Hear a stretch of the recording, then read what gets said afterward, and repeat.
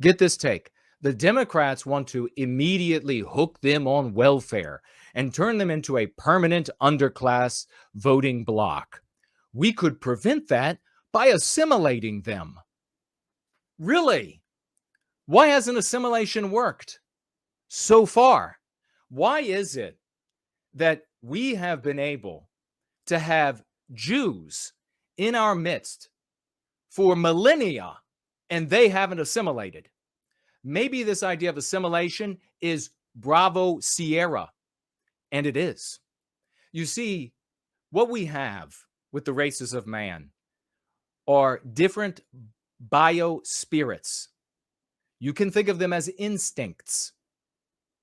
When you're saying assimilate, assimilate to what? Assimilate to what? That's the unspoken question. It's a premise left unanswered. And if unanswered, you can't even think about the problem. What are they assimilating to? You want people to assimilate, adopt your norms, your values, your, more importantly, expressions, your projections onto society or onto your environment. Those projections in aggregate become a people's culture. And another people cannot assimilate to another animal's instincts. That's why it never works. That's why it never has worked. What you can have is, for example, you could take me and you could go drop me in China. By the way, the reason why you want to know whether or not I'm telling the truth about the rank and file of conservatism, patriots, nationalists, and how they are actually at odds with scum like Joel Berry, anti-white scum like this guy, because Trump comes out and Trump says, the people are coming from shitholes. They make shitholes. And the whole population says, yes, we see that everywhere we live. Close the border. Close the border. And they vote for this guy. Overwhelming. Biggest turnout in history until a corpse runs a candidate from his basement and then gets the biggest turnout in world history. And that's totally legitimate. Ask CNN. But it was because what I was saying is the absolute truth. The folks, the general population, they know, and they are at odds with their big con. They are at odds with the talking heads, the leadership in the conservative movement. When I am dropped in China, I'm going to look around and I am going to be in a state of what we refer to as numerical diffidence, meaning I am afraid that this giant population around me might decide to get rid of me, might decide to get mad at me, might decide to just think ill of me, and then I won't be able to function in their society. So, because I'm intelligent, I am going to imitate their norms, imitate their norms, imitate their behaviors. And they would be able to look at me. Some members of their society would be able to look at me and say, look, he can become a perfect Chinaman just like us. But what's actually happening?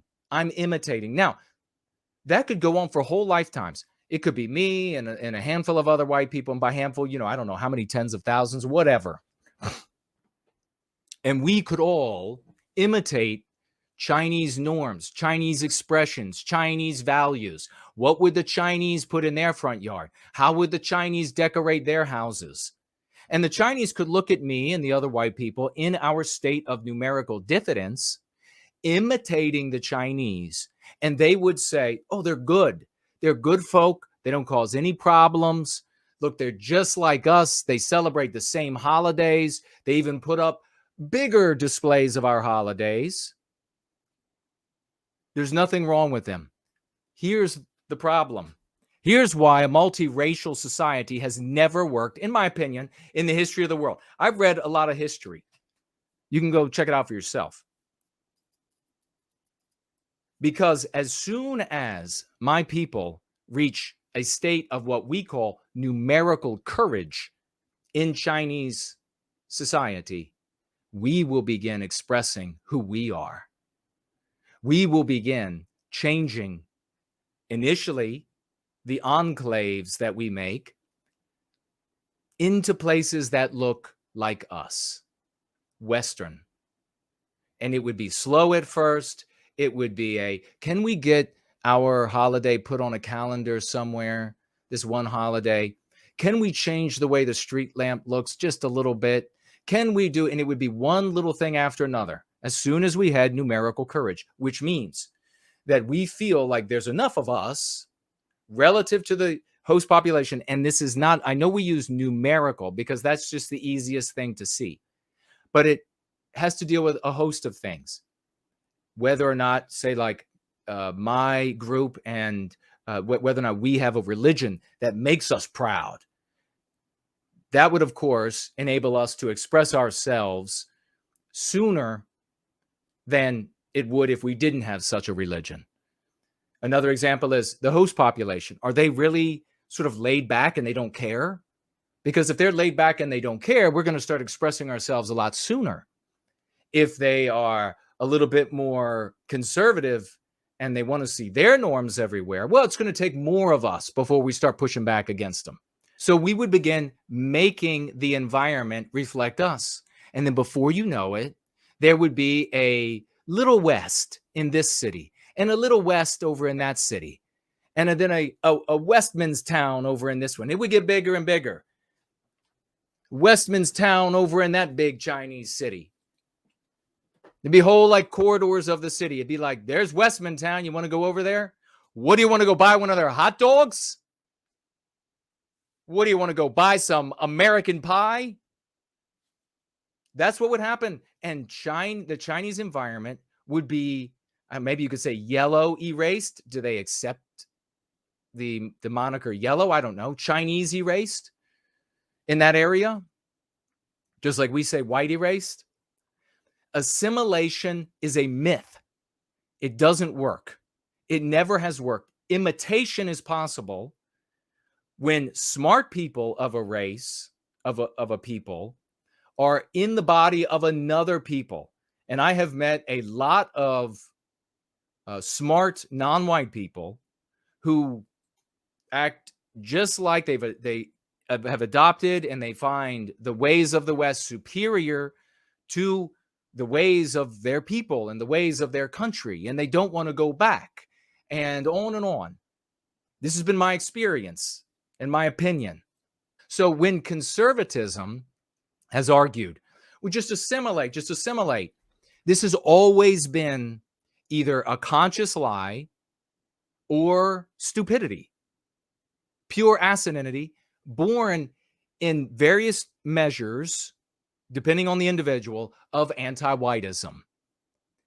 It is purely anti-white to think that the ideas of the West were happen chance, that the ideals and ideals of the West were just ideal angels sprinkling these things down upon the West because they were so bigoted or whatever it was. They didn't sprinkle them down on other countries or other peoples, rather. But instead, you're going to get these folks saying assimilation. You know, I've gone to these, and I've seen these videos of these people who go to like these little meetings, these little conservative group meetups as well. And you will see these folks. They'll come in there and they'll have like the latest. I remember back in the day, they'll have like the latest print version of, oh gosh, the different types of different conservative groups over the years. There've been so many. And then they'll actually like read from the title what their thoughts should be.